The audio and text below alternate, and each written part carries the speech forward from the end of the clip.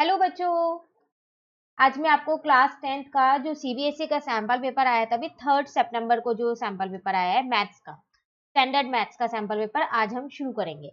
तो पहले हम ये देख लेते हैं कि सैंपल पेपर है कैसा, इसमें कितने क्वेश्चंस हैं, टाइम लिमिट क्या है, कितने मार्क्स का पेपर है, सेक्शंस में बटा है, चॉइसेस हैं या नहीं है तो कैसी चॉइसेस है, इंटरनल चॉइसेस हैं या फिर ओवरऑल सेक्शन वाइज चॉइस दे रखी है। ठीक है, उसके बाद हम अपना पेपर शुरू करेंगे सॉल्व करना। देखिए, जैसे कि आप सभी को पता है कि टर्म 1 का पेपर जो है वो एमसीक्यू बेस्ड जाने वाला है, तो पूरा क्वेश्चन पेपर है एमसीक्यू बेस्ड ही। ठीक है, लेकिन अब वो कुछ सेक्शंस में बट गया है। देखो यहाँ पर लिखा है जनरल इंस्ट्रक्शन के अकॉर्डिंग, हम यहाँ पर ये देखें तो लिखा हुआ है the question paper contain 3 part. इस क्वेश्चन पेपर में 3 पार्ट्स हैं, ए बी और सी। ठीक है, तो section A consist of 20 questions of 1 marks each. Section A में आपको कितने क्वेश्चंस मिलेंगे, 20 क्वेश्चंस मिलेंगे जो कि 1 मार्क ईच होंगे, लेकिन आपको पूरे 20 अटेम्प्ट नहीं करने हैं। लिखा है any 16 are to be attempted, आपको सिर्फ 16 अटेम्प्ट करने हैं। ठीक है, तो आप कोई से भी 16 कर सकते हैं आउट ऑफ 20।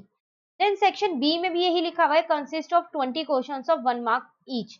तो सेक्शन बी भी सेम यही है, 20 क्वेश्चंस है 1 मार्क ईच के, और इसमें भी आपको क्या करना है, 16 क्वेश्चंस को ही अटेम्प्ट करना है। ठीक है, तो सेक्शन ए में 16 करने हैं, सेक्शन बी में 16 करने हैं। अब बात आती है सेक्शन सी। तो सेक्शन सी में क्या है, 10 क्वेश्चंस हैं बेस्ड ऑन 2 केस स्टडीज। तो आपको 2 केस स्टडीज दी जाएंगी, उन पे बेस्ड 10 क्वेश्चंस दिए जाएंगे, एक के 5 और एक के 5 ऐसे ही होंगे। उसमें से आपको कोई से भी 8 क्वेश्चंस को अटेम्प्ट करना है। ठीक है ना, तो सेक्शन वाइज यहाँ पर चॉइस दी गई है, ऐसे इंटरनली चॉइस नहीं दी गई है। ठीक है, पेपर आपका 90 मिनट का होगा, मार्क्स आपके 40 होंगे, होगा पूरा एमसीक्यू बेस्ड पेपर ही। बस उन्हें 3 पार्ट्स में बांट दिया है, 3 सेक्शंस में। ठीक है, चलिए एक बार पहले क्वेश्चन पेपर देख लेते हैं कि क्या है, उसके बाद हम अपना सेक्शन ए आज कंप्लीट कर लेते हैं। 20 क्वेश्चंस है जिसमें से 16 अटेम्प्ट करने हैं, लेकिन हम पूरे 20 करेंगे। आप एग्जाम में कोई से भी 16 अटेम्प्ट कीजिएगा। ठीक है, एक बार पहले क्वेश्चन पेपर देख लेते हैं। देखो, ये रहा सेक्शन ए आपके पास, ऊपर सेक्शन के बाद भी लिखा गया है कि कितने क्वेश्चंस अटेम्प्ट करने और कितने क्वेश्चंस हैं। ठीक है, वैसे आप जनरल इंस्ट्रक्शन पहले रीड करना। यहाँ पर आपका 20 कंप्लीट सेक्शन ए। अब आता है सेक्शन बी, फिर वही सेम चीज लिखी गई है कि 20 क्वेश्चन है और 16 आपको अटेम्प्ट करने और 1 मार्क ईच है। ठीक है, तो 21 से देखो, ये आप देख रहे हो ना, ये सारे एमसीक्यू क्वेश्चन ही है, सब में ऑप्शंस दिया है, लेकिन सॉल्व तो तभी करना पड़ेगा, बिना सॉल्व करे कैसे आप आंसर निकालने वाले हो। ये आ गए यहाँ पर 40 कंप्लीट। सेक्शन बी हमारा होता है यहाँ कंप्लीट। अब आ जाते हैं हम सेक्शन नंबर सी पर। इसमें क्या था, 2 केस स्टडी क्वेश्चन थे, चलो देखते हैं। यहाँ पर लिखा है case study question 41 to 45 first वाले के हैं, ये रही केस स्टडी 45 तक है, 5 क्वेश्चंस दे दिए एक केस स्टडी के। देन 46 टू 50 जो है वो सेकंड केस स्टडी के क्वेश्चंस है, केस स्टडी ये रही आपके पास, और उससे रिलेटेड क्वेश्चन ये रहे, और उसके साथ साथ आपका क्वेश्चन पेपर कंप्लीट। तो क्वेश्चन पेपर में टोटल 50 क्वेश्चन है। ठीक है, अटेम्प्ट सारे नहीं करने हैं, आपको चॉइस मिली है सेक्शन वाइज, तो उसके अकॉर्डिंग करना है। क्लियर हो गया, क्वेश्चन पेपर पता चल गया कि आपका कैसा आएगा। टर्म 1 का पेपर सेम इसी पैटर्न पे ही आने वाला है। ठीक है, चलिए अब हम यहाँ पर शुरू करते हैं। हाँ, एक और चीज, हिंदी मीडियम वालों के लिए अभी क्वेश्चन पेपर नहीं आया है, तो ये पेपर इंग्लिश मीडियम वाले बच्चों के लिए है। ठीक है ना, देखिए सेक्शन ए आज हम कर लेंगे कंप्लीट 20 क्वेश्चंस को। तो section A consist of 20 question of 1 mark each, any 16 are to be attempted. हम 20 करने वाले हैं। क्वेश्चन नंबर 1 से शुरू करते हैं। The ratio of LCM and HCF of the least composite and least prime number is. देखो आपसे क्वेश्चन में क्या कह रहा है, आपको एचसीएफ और एलसीएम निकालना है, उनकी रेशियो निकालनी है। कौन से 2 नंबर लेने हैं, एक लीस्ट कंपोजिट नंबर लेना है और एक लीस्ट प्राइम नंबर लेना है। ठीक है, तो यहाँ पर लेते हैं। देखो, मैं आपको पूरा सॉल्व करके दिखाऊंगी, आप पेपर में शॉर्ट में कीजिएगा। ठीक है, अभी फिलहाल आप समझने के लिए अच्छे से पूरा मैं आपको अच्छे से स्टेप बाय स्टेप समझा देती हूँ। तो एक था आपके पास least composite number. Composite number कौन सा होता है, जो औरों की टेबल में भी आता है, तो सबसे छोटा नंबर हो गया 4। और एक था आपके पास लीस्ट प्राइम नंबर, जो औरों की टेबल में नहीं आता है, लेकिन यहाँ लीस्ट चाहिए, सबसे छोटा चाहिए, तो वो हो गया 2। अब अगर आप 4 के फैक्टर्स लिखो प्राइम फैक्टराइजेशन से और 2 के लिखे तो यही आएगा। तो एचसीएफ आपके पास यहाँ पर कितना आ गया, कॉमन फैक्टर है यहाँ पर सिर्फ एक 2, और एलसीएम आपके पास कितना आ गया, 2 इंटू 2, तो कितना आ गया यहाँ पर 4 आ गया। ठीक है, लेकिन आपको रेशो निकालनी है। अब रेशो कैसे निकालेंगे, रेशो में देखो, यहाँ पर देखो एलसीएम पहले लिखा है और एचसीएफ बाद में लिखा है, तो पहले आप एलसीएम लिखोगे बाद में आप एचसीएफ लिखोगे, तो 2:1 आपका आंसर आ गया, ये रहा। कई बार हम जल्दी जल्दी में क्या गड़बड़ी कर देते हैं, एचसीएफ का पहले लिख देते हैं और एलसीएम बाद में लिख देते हैं, तो हम ए वाले पे टिक कराएंगे, तो ये गलती आप मत कीजिएगा, ठीक है। इसके साथ साथ ना क्वेश्चन पेपर के साथ साथ आपको मार्किंग स्कीम भी दी गई है, वो भी मैं आपको दिखा देती हूँ। देखो ये नहीं, इसमें आपको हिंट एंड सॉल्यूशंस दे रखे हैं हर एक क्वेश्चन के, पूरा डिटेल में सॉल्व नहीं कर रखा है, लेकिन हाँ आपको ऑप्शंस दे रखे हैं, तो उससे पता चल जाएगा कि हमारा आंसर सही है या नहीं है। तो हम यहाँ से साथ साथ टैली करते रहेंगे, ठीक है। तो देखो फर्स्ट का आंसर ये रहा, 2:1। क्लियर। चलिए सेकेंड क्वेश्चन पे आते हैं। कह रहे द वैल्यू ऑफ के फॉर विच द लाइन, आपको दो लाइंस दे रखी हैं, कोइंसाइड। कह रहे के की वैल्यू निकालो। देखो कोइंसाइड मतलब मैनी सॉल्यूशन ना, तो इस केस में तो हमारे पास एक ही कंडीशन होती है, a1/a2 is equals to b1/b2 is equals to c1/c2, यही थी। तो हम क्या करते हैं, पहले ये दोनों इक्वेशन यहाँ लिख लेते हैं। 5x + 7y is equal to 3,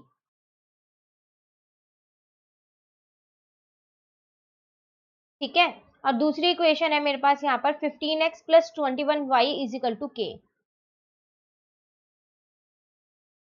अब कंडीशन होती है a1/a2 is equals to b1/b2 is equals to c1/c2, तो इसका मतलब 5/15 is equals to 7/21 is equals to 3/k।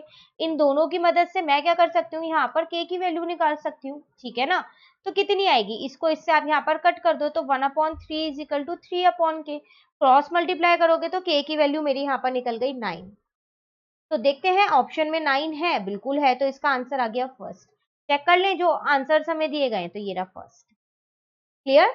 चलिए थर्ड क्वेश्चन पे आ गए हैं। कह रहा है a girl walk 200 metre towards east and then 150 metre towards north.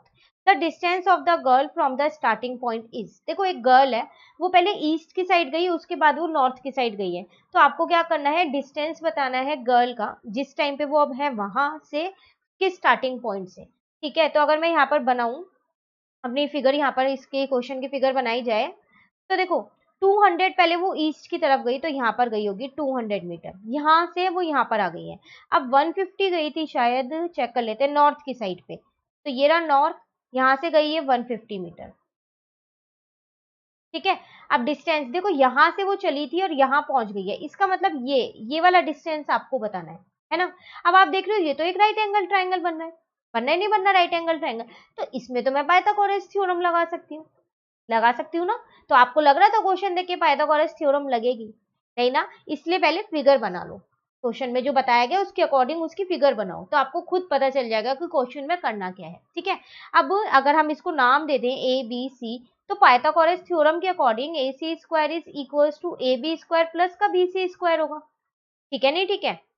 अभी ए बी स्क्वायर है मेरे पास 150 और बी सी स्क्वायर है मेरे पास 200, स्क्वायर लगा दो यहाँ पर, ठीक है। तो अगर अब आप 150 का स्क्वायर करो, तो देखो 15 इंटू 15 तो आपको पता ही होगा 225 होता है, और आगे 2 जीरो और लगा दो, और 20 का स्क्वायर करो, 2 2 जा 4 और आगे 4 जीरो लगा दो, ठीक है ना। अब क्या करो, इन दोनों को आप ऐड कर लो, तो अगर मैं इन दोनों को ऐड करूं, तो मेरे पास आ जाएगा यहाँ पर ए सी स्क्वायर, कितना आ जाएगा, वो आ जाएगा मेरे पास 62500। अब देखो 25 का स्क्वायर होता है 625, तो इसका मतलब यहाँ पर 250 आएगा।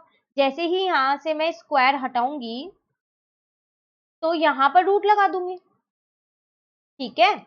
तो AC कितना आ गया मेरे पास 250, क्योंकि 625 तो होता ही 25 का, आगे 2 जीरो है तो एक जीरो और लगाएंगे, तो इसका मतलब मेरा डिस्टेंस कितना आ गया यहाँ 250 मीटर, बी मेरा यहाँ पर आंसर आ गया। क्लियर। एक बार चेक कर लें, बी ही है बिल्कुल, ठीक है। चलिए आ जाते हैं अपने क्वेश्चन नंबर 4 पे। क्वेश्चन नंबर 4 में आपसे क्या कह रहा है यहाँ पर, the length of the diagonal of a rhombus are 24 and 32 centimetre, then the length of the altitude of the rhombus is. देखो यहाँ पर आपको rhombus जो होता है उसके डायगोनल्स दे रखे हैं, आपसे कह रहा है कि मुझे एल्टीट्यूड बताओ कि क्या होगा इसका। तो डायगोनल्स दे रखे हैं, आपको पता है हम रोम्बस का एरिया ना दो तरीके से निकाल सकते हैं, एक होता है half into D1 into D2। D1 और D2 क्या है, डायगोनल 1 और डायगोनल 2, जो कि मुझे यहाँ दोनों दे रखे हैं। लेकिन बात आती है यहाँ पर एरिया तो निकालना ही नहीं है, यहाँ तो एल्टीट्यूड निकालना है। एल्टीट्यूड का मतलब होता है हाइट निकालना है, तो हम ना रोम्बस का जो एरिया है एक और तरीके से निकाल सकते हैं, वो होता है बेस इंटू हाइट, ठीक है। अब बेस तो मुझे नहीं पता होगा, क्योंकि देखो अगर मैं यहाँ एक रोम्बस बना लूं,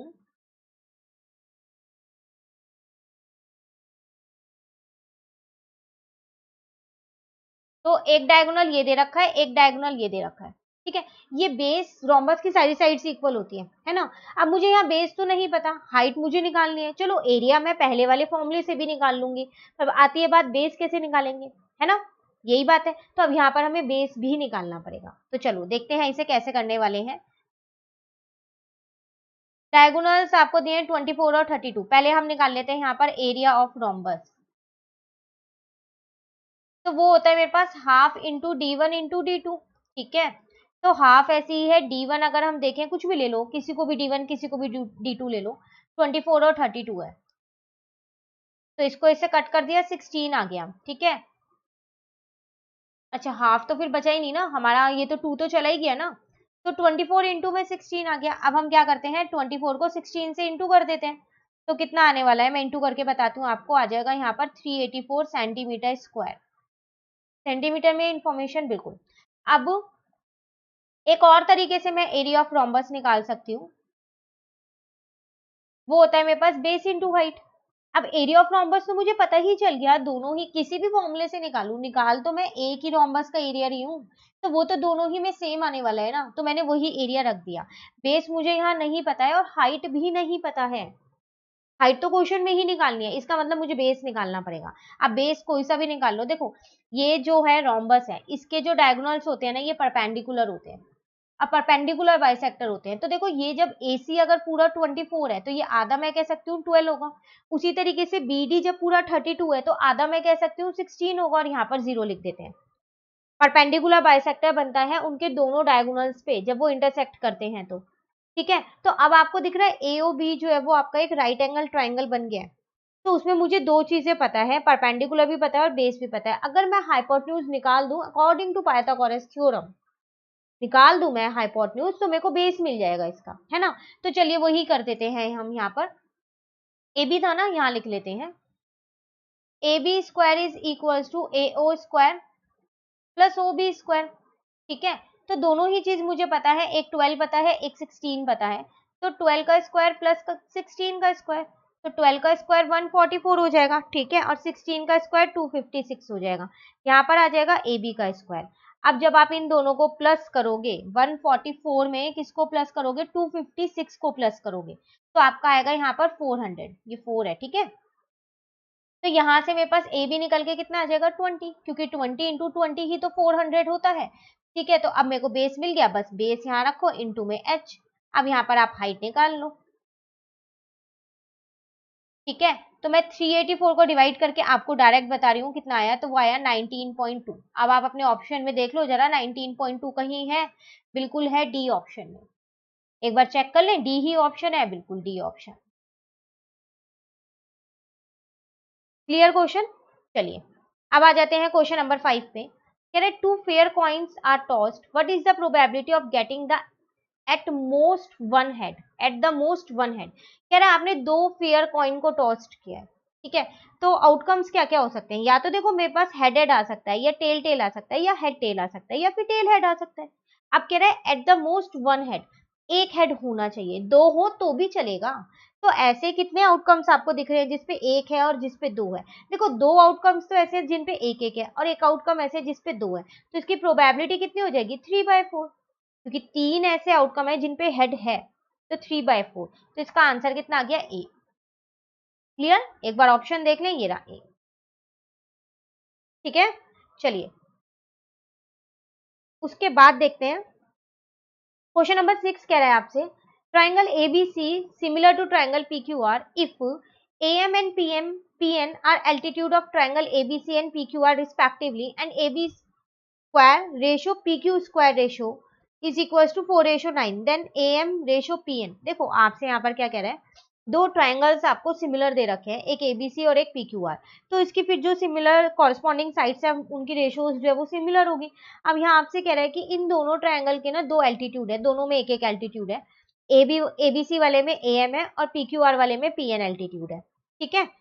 अब आपको उनकी रेशियो बतानी है एल्टीट्यूड की। यहाँ पर आपको दो साइड की रेशियो गिवन है क्वेश्चन में, AB स्क्वायर अपॉन में PQ स्क्वायर आपको गिवन है 4:9, ठीक है। तो चलिए पहले वो यहाँ लिख लेते हैं। क्वेश्चन नंबर है हमारे पास ये 6। तो आपको यहाँ दे रखा है ए बी स्क्वायर अपॉन में P Q square is equal to 4 upon में 9। तो इसको मैं लिख देती हूँ ए बी अपॉन में पी क्यू का होल स्क्वायर, और इसको मैं लिख देती हूँ 2 अपॉन में 3 का होल स्क्वायर। स्क्वायर से स्क्वायर कट गया, यहाँ आ गया ए बी अपॉन में P Q is equal to 2 upon में 3। क्लियर है? लेकिन मुझे इनकी रेशो नहीं बतानी थी, मुझे तो उसके जो एल्टीट्यूड है ना उनकी रेशो बतानी थी। अब उनकी रेशो कैसे बताएंगे? तो देखो, जब ये सिमिलर ट्राइंगल है ना आपके पास, तो जितनी उनकी साइड की रेशो है ना, उतनी ही उनके एल्टीट्यूड की रेशो होती है सिमिलर ट्राइंगल में। तो रेशो ऑफ एल्टीट्यूड क्या होता है? रेशो ऑफ साइड के बराबर होता है। तो साइड की रेशो कितनी आई है मेरे पास? अगर आप देखो तो 2:3। इसका मतलब उनके एल्टीट्यूड की रेशो भी 2:3 ही होगी। तो हमेशा याद रखना, सिमिलर ट्राइंगल में रेशो ऑफ एल्टीट्यूड जो है वो रेशो ऑफ साइड के इक्वल होता है। ठीक है, चलिए एक बार आंसर चेक कर लेते हैं। 2:3 वही चीज देखो यहाँ लिखी है, ratio of altitude is equal to ratio of side of similar triangle. Clear? चलिए आ जाते हैं क्वेश्चन नंबर 7 पे। यहाँ आपसे क्या कह रहा है? If 2 sine square beta minus cos square beta is equal to 2 then beta is. आपको एक ट्रिग्नोमेट्री का क्वेश्चन दे रखा है, इसमें बीटा की वैल्यू निकालनी है। तो पहले जो गिवन है वो लिख लेते हैं। ठीक है, तो आपको गिवन है यहाँ पर 2 sine square beta minus cos square beta is equals to में 2 गिवन है। ठीक है, तो मैंने क्या किया पता है? ये 2 साइन स्क्वायर बीटा ऐसे ही रहने दिया। कॉस स्क्वायर बीटा की जगह 1 माइनस साइन स्क्वायर बीटा लिख दिया है। ठीक है, इजिकल टू में 2 ऐसी है। अब देखो यहाँ -1 और प्लस का साइन स्क्वायर बीटा लिख सकती हूँ ना मैं कॉस स्क्वायर बीटा की जगह 1 माइनस साइन स्क्वायर बीटा, क्योंकि cos square beta plus sine square beta is equal to 1 होता है। आइडेंटिटी है, ठीक है, उससे मैंने किया ये। तो 2 + 1 यहाँ पर आ गया 3, तो 3 साइन स्क्वायर बीटा, और ये 1 उधर गया तो प्लस का हो गया, 2 + 1 ये भी 3 हो जाएगा। तो 3 sine square beta is equal to 3। अब 3 से 3 कट गया, इसका मतलब sine square beta is equal to 1 आ गया है। ठीक है, इसको मैं ये लिख सकती हूँ, साइन बीटा का whole square is equal to 1 का स्क्वायर। देखो 1 का आप स्क्वायर करो या क्यूब करो, कुछ भी करो, वो 1 ही रहने वाला है। तो इसका मतलब स्क्वायर से स्क्वायर कट गया, साइन बीटा 1 आ गया। अब 1 कब होता है साइन? अगर आपको टेबल याद हो जिसमें डिग्रीज लिखी होती हैं, तो साइन थीटा साइन 91 होता है। याद है आपको? ये मैंने ना पूरी टेबल आपको अच्छे से, प्लस ट्रिग्नोमेट्री के जितने भी क्वेश्चंस हैं, प्लस ट्रिग्नोमेट्री का पूरा चैप्टर ही एनसीईआरटी से करा रखा है, और एक वीडियो बना रखी है जिसमें सारी शॉर्ट ट्रिक्स हैं, जिससे हम इन ट्रिग्नोमेट्री के फॉर्मूलेस को अच्छे से याद कर सकते हैं। लिंक है नीचे डिस्क्रिप्शन में, आप वहां से वो वीडियो देख सकते हैं और ये ट्रिक से सारे फॉर्मूलेस को अच्छे से समझ सकते हैं। ठीक है, चलिए तो यहाँ मैं लिख देती हूँ साइन 90, साइन से साइन कट गया, बीटा कितना आ गया मेरे पास? 90। बस ऑप्शन में ढूंढो जल्दी से 90 और आंसर में चेक करो 90 है या नहीं। बिल्कुल 90 है। Clear question number 7? चलिए आ जाते हैं हम अपने क्वेश्चन नंबर 8 पे। यहाँ आपसे क्या कह रहे हैं? Prime factor of the denominator of rational number with decimal expansion. आपको एक डेसिमल एक्सपेंशन, इसका डिनोमिनेटर के प्राइम फैक्टराइजेशन बताने हैं, किस फॉर्म में होंगे। तो देखो ये आपके पास लिखा है 44.123, पॉइंट हटाओगे तो यहाँ पर 1000 आएगा। अब जो 1000 के प्राइम फैक्टराइजेशन होंगे वो तो 2 और 5 के फॉर्म में ही होंगे ना, होंगे नहीं होंगे? क्योंकि 2 5 जो 10 होता है, आगे जीरोज ही तो लगी हुई है सिर्फ, होंगे। तो बस सीधा सीधा लिख दो, इसका आंसर सी है। क्लियर? चलिए क्वेश्चन नंबर 9 पे आ गए। हम कह रहे हैं the line x is equal to B and y is equal to B are. अगर आप ग्राफ बनाओ x इजिकल टू ए का और y इजिकल टू बी का, तो जो लाइंस होंगी वो कैसी बनेंगी? इंटरसेक्टिंग बनेंगी, पैरेलल बनेंगी, ओवरलैपिंग बनेंगी, नन ऑफ दिस बनेंगी। तो देखो x इजिकल टू ए का मतलब क्या है, यहाँ समझते हैं पहले। आसान है वैसे, फिर भी एक बार कंसेप्ट समझ लेते हैं। x इजिकल टू ए का मतलब है यहाँ पर कि y की वैल्यू 0 है, तो वो ऐसा कुछ बनेगा, पैरेलल टू वाई एक्सिस बनेगा। अब y इजिकल टू बी का मतलब क्या है? यहाँ पर x की वैल्यू 0 है, तो वो कुछ ऐसी बनेगी, पैरेलल टू x एक्सिस बनेगी, है ना। अब आप देख लो जरा, ये दोनों क्या कर रही है? इंटरसेक्टिंग बन रही है या नहीं बन रही? कर रही है ना इंटरसेक्ट, तो इसका मतलब यहाँ इंटरसेक्टिंग लाइंस बनेंगी। क्लियर? आंसर चेक कर ले एक बारी, इंटरसेक्टिंग।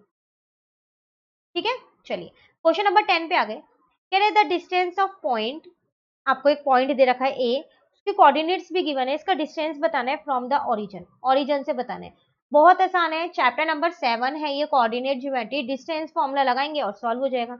ये चैप्टर भी हमने एनसीईआरटी से कर रखा है। और इसका लिंक भी नीचे डिस्क्रिप्शन में है, ठीक है। तो चलिए मैं यहाँ लिख देती हूँ पहले।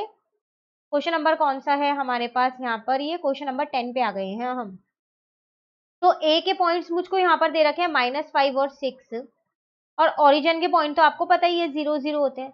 तो डिस्टेंस फॉर्मूला अगर मैं यहाँ फॉर्मूला लिखूं तो वो होता है x2 - x1 का whole square plus y2 - y1 का होल स्क्वायर, ठीक है ना। तो x2 मतलब 0 - -5 का होल स्क्वायर प्लस 0 - 6 का होल स्क्वायर। तो यहाँ पर तो 5 का स्क्वायर आ जाएगा 25 और 6 का स्क्वायर आ जाएगा 36। तो d आ गया, d इन्हें प्लस कर लो, 6 + 5 11, 3 + 2 5 और एक 1, 61 आ रहा है रूट का। अभी देखते हैं रूट में ही है 61, बिल्कुल है, तो बस यही छोड़ दो, फैक्टर्स नहीं निकलेंगे इसके, ठीक है। आंसर चेक कर लेते हैं, 61 ही है। क्लियर। सेक्शन ए के 10 क्वेश्चन हो चुके हैं हमारे। अब हम क्वेश्चन नंबर किस पे आ गए हैं, 11 पे आ गए हैं। कह रहे if a² is equal to 23/25 then a is rational, irrational, whole number और इंटीजर। देखो यहाँ a² दे रखा है, ऐसा करते हैं यहाँ पर से स्क्वायर हटा के ना यहाँ पर रूट लगा देते हैं, ठीक है। अब 23 तो रूट से नहीं निकल पाएगा, वो तो रूट 23 रहेगा क्योंकि वो प्राइम नंबर है। हाँ 25 किसी का स्क्वायर होता है, बिल्कुल होता है 5 का, लेकिन a की वैल्यू तो √23/5 आई ना, तो ये तो मेरी इरेशनल है ना, क्योंकि 23 √23 तो मेरा इरेशनल होता है, इसका मतलब इसका आंसर है बी, ठीक है। चेक कर लें एक बारी, ये रहा बी। क्लियर। चलिए आ जाते हैं क्वेश्चन नंबर 12 पे। क्वेश्चन नंबर 12 में क्या कह रहा है, इफ एलसीएम, आपको दो नंबर्स का एलसीएम दे रखा है, दो नंबर्स में से एक नंबर नहीं दे रखा, वो आप ही को ही फाइंड करना है, and HCF is this then axis, same वही है। एक रिलेशन हमने किया था, HCF into LCM is equals to product of two numbers, अगर आपको याद हो तो किया है ना हमने ये रिलेशन। तो देखो एचसीएफ भी आपको 2 पता है, एलसीएम भी 36 पता है, और प्रोडक्ट ऑफ टू नंबर मतलब जिन दो नंबर्स का हमने एचसीएफ और एलसीएम निकाला, तो वो तो x इंटू में 18 ही होगा ना। फिर x की वैल्यू ही तो फाइंड करनी है, x को यहीं छोड़ दो और इस 18 को यहाँ दूसरी साइड पे ले आओ। क्लियर। इसको इससे कट के 2 2, ये 2 नहीं कट होगा, 2 2 जा 4 आपका आंसर। चेक करें, चलो करते हैं, 4 ही है आंसर। क्लियर। कंप्लीट क्वेश्चन 12 तक। चलिए अब आ जाते हैं हम क्वेश्चन 13 पे। कह रहा है in triangle ABC right angle at B if tan a is equal to √3 then cos a cos c minus sin a sin c। देखो आपको एक ट्राइंगल दे रखा है यहाँ पर राइट एंगल है बी पे, पहले इसको बना लेते हैं तब करेंगे।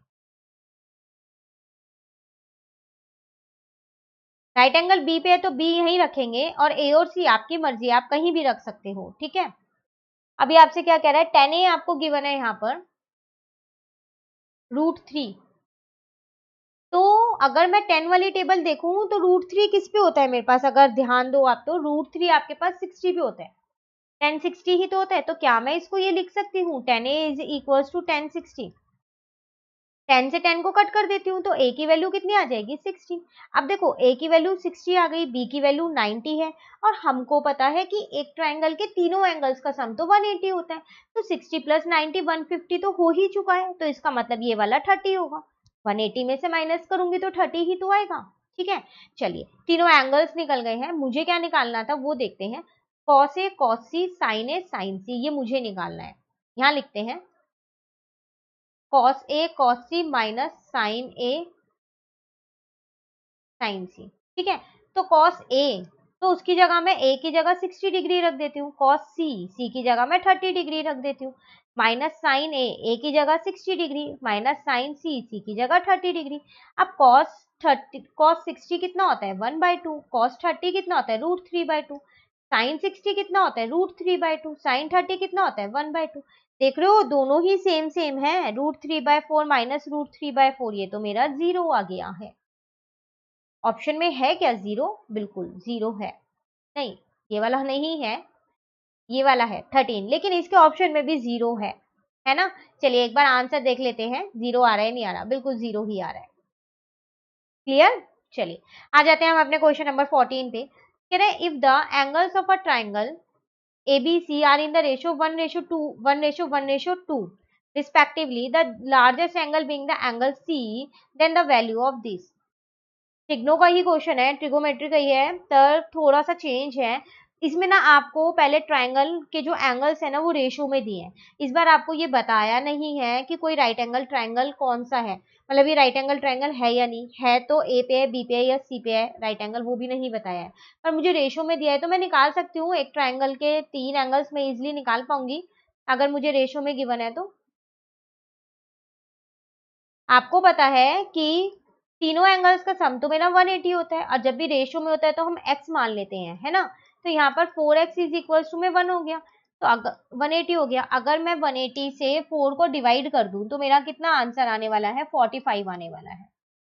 ठीक है, तो इसका मतलब मेरे पास फर्स्ट एंगल निकल गया 45 जो 1x था, सेकेंड एंगल निकल गया मेरे पास 45 जो कि 1x था, थर्ड एंगल मेरे पास निकल गया 45 इंटू 2 जो कि 2x था, है ना, 90। ठीक है, अब वो कह रहा है जो सबसे बड़ा एंगल है ना वो एंगल सी है, तो यही तो सबसे बड़ा एंगल है, तो इसका मतलब ये एंगल सी है।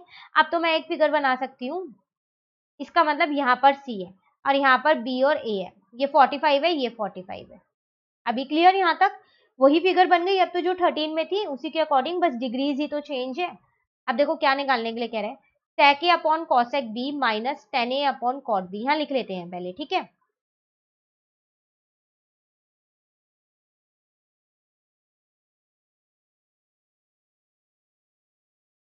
tan a upon cot b,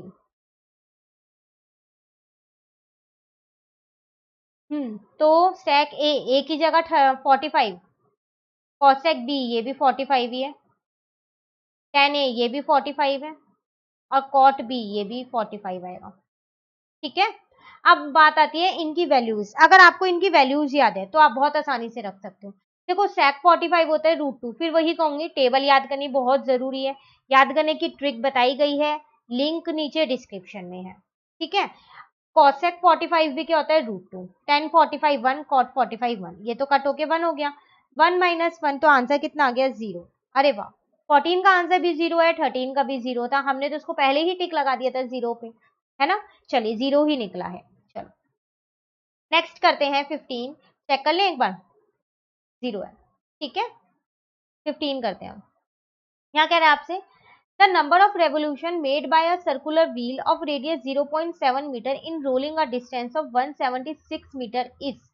देखो आपको नंबर ऑफ रेवोल्यूशन बताने हैं, एक सर्कुलर व्हील है, अगर वो घूमता है इतना डिस्टेंस, कितना डिस्टेंस कवर कर रहा है 176 मीटर, और उस व्हील की रेडियस कितनी है 0.7 मीटर, आपको नंबर ऑफ रेवोल्यूशन बताने हैं। इसका एक बहुत आसान सा फॉर्मूला होता है, फॉर्मूला याद है तो आप ये क्वेश्चन बहुत आसानी से कर सकते हो। वो क्या होता है, number of revolution is equal to total distance upon में जो व्हील है उसका सरकमफेरेंस पूरे का। तो टोटल डिस्टेंस मुझे क्वेश्चन में गिवन है 176 है, ठीक है, सरकमफेरेंस होता है 2 पाई r, तो 2 इंटू में 22/7 इंटू में r आपको क्वेश्चन में गिवन ही है कितना है 0.7 है।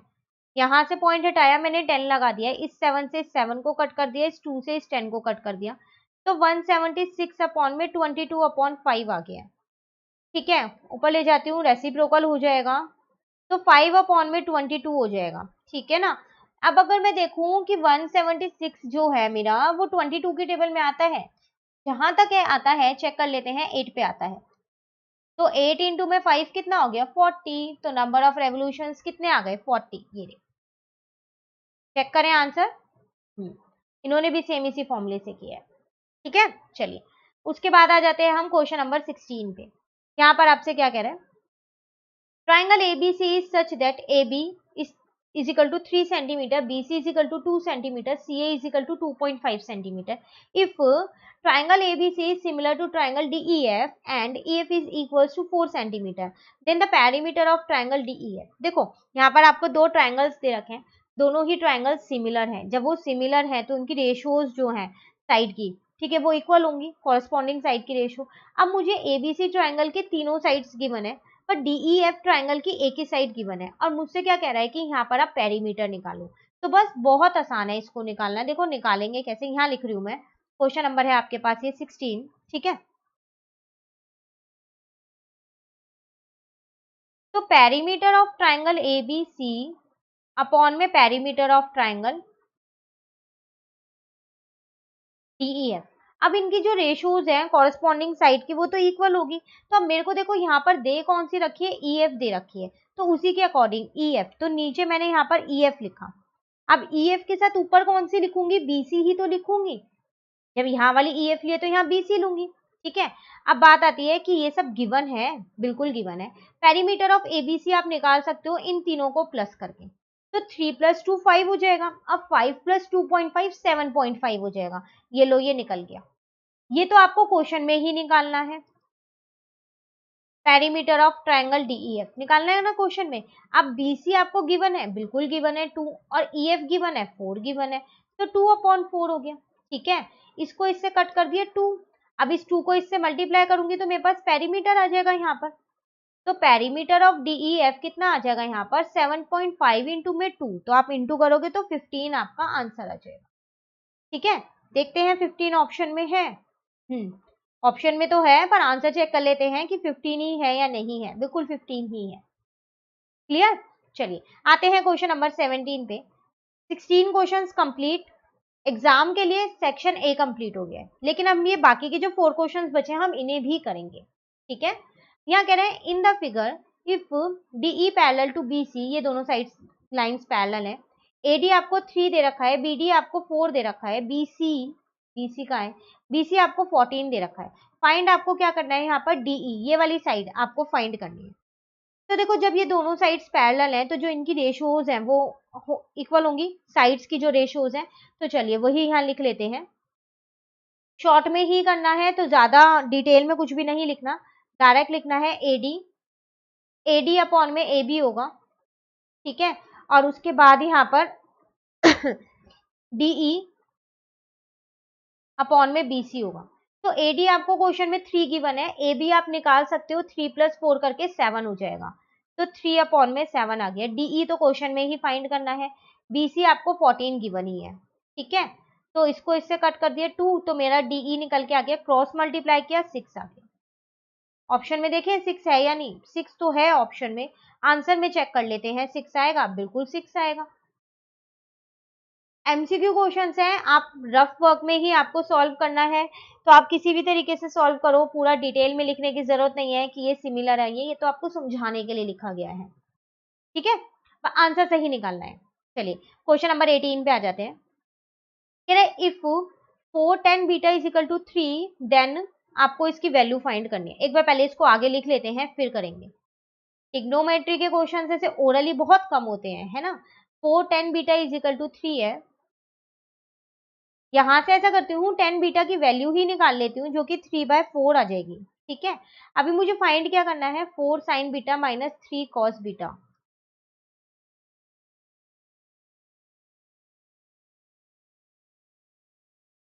4 sin beta plus 3 cos beta.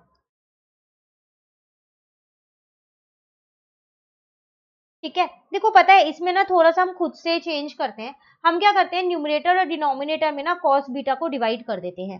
तो यहाँ पर आ जाएगा मेरे पास 4 sin बीटा अपॉन में cos beta minus 3 cos beta upon में cos बीटा। ठीक है, ऐसे ही मैं यहाँ पर डिनोमिनेटर में करती हूँ, तो 4 sin बीटा अपॉन में cos beta plus 3 cos beta upon में cos बीटा। ठीक है, अब ये तो कट हो गए, तो साइन अपॉन कॉस तो 10 होता है ना, तो यहाँ पर आ गया 4 tan बीटा, अब माइनस का 3, और यहाँ पर आ गया 4 tan बीटा, अब प्लस का 3। ठीक है, tan बीटा की वैल्यू तो पता है ना हमें, 3/4 है, तो वही रख देते हैं। 4 यहाँ आ जाएगा 3/4 माइनस 3, 4 यहाँ आ जाएगा 3/4 प्लस 3। ठीक है, 4 से 4 कट कर दिया, और यहाँ भी 4 से 4 कट कर दिया, तो 3 माइनस 3 और 3 प्लस 3 आ गया।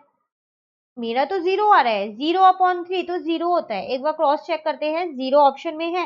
हाँ ऑप्शन में तो 0 है, लेकिन फिर भी आंसर चेक कर लेते हैं, डाउट लग रहा है। नहीं सही है, चलो सही है, क्लियर।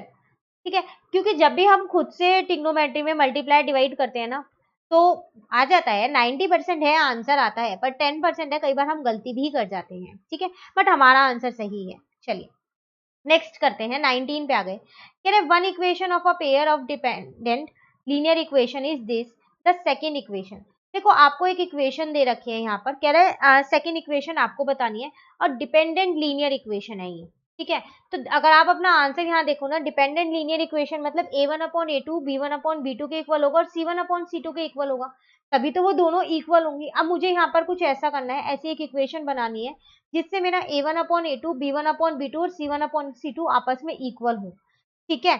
तो कैसे, अगर आप ऑप्शन से ही चेक करो तो आप कैसे बनाओगे, यहाँ पर -2 से इंटू कर दूं सब जगह, तो यहाँ पर 10x आ जाएगा,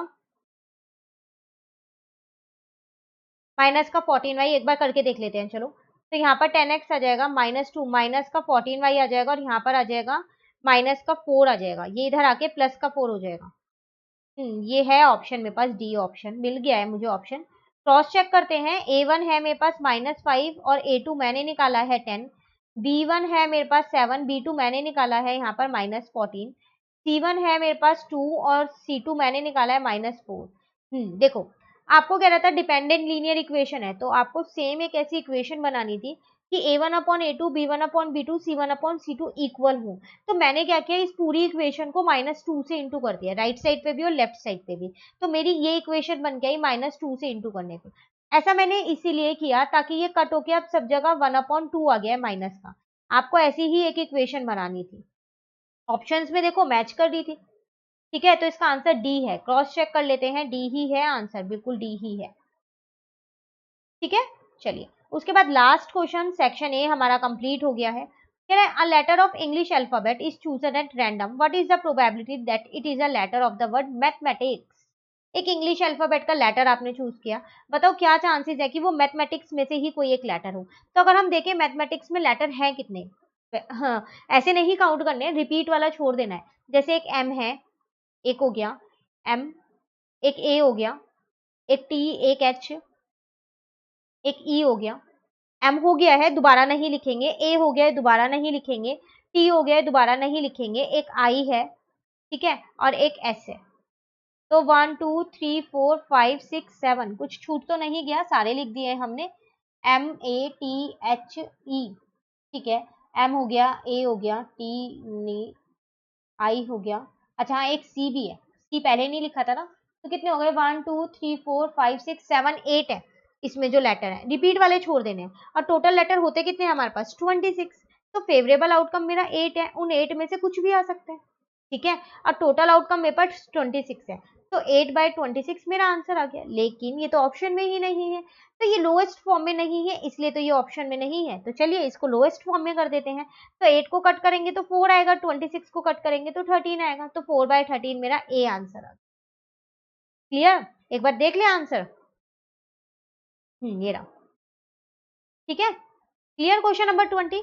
इसी के साथ हमारा पूरा ये फर्स्ट सेक्शन जो होता है इस सैंपल पेपर का, सेक्शन ए कंप्लीट हो गया। आपको 16 करने हैं लेकिन हमने 20 की है, ठीक है। अब हम अपनी नेक्स्ट क्लास में सेक्शन बी स्टार्ट कर देंगे, फिर उसके बाद सेक्शन सी करेंगे। तो अगर अभी तक आपने चैनल को नहीं सब्सक्राइब किया है तो जल्दी से चैनल को सब्सक्राइब कर लीजिए, प्लस बेल आइकन को ऑन कर लीजिए ताकि आपको नोटिफिकेशन मिल जाए। आप मुझे टेलीग्राम पे भी ज्वाइन कर सकते हैं, मैथ्स बाय श्वेता के नाम से मेरा टेलीग्राम चैनल है, आप वहां पर भी मुझे ज्वाइन कर सकते हैं, वहां आपको सारी वीडियोज की लिंक मिल जाएगी, ठीक है। तो वीडियो अच्छी लगी तो लाइक जरूर कीजिएगा। अब नेक्स्ट सेक्शन हम अपनी नेक्स्ट क्लास में समझेंगे। Thank you.